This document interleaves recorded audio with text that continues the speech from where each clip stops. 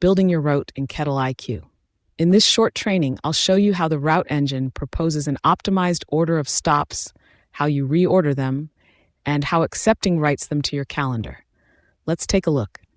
You'll find this under CRM, Route, from your dashboard. Route helps you plan the order you'll visit accounts so you're not backtracking across town. Start by picking the day and your start time, then how many stops you want to fit, 4, 6, 8, or more. The engine proposes the stops for you, eligible accounts, weighed by things like overdue visits and AR risk, then GPS optimized so the driving order actually makes sense. It's a proposal.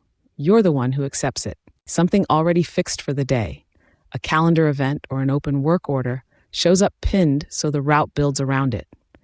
Drag a stop up or down to change the order, and I'll re-optimize the path to match. When the order looks right, accept the route and I write it straight to your calendar.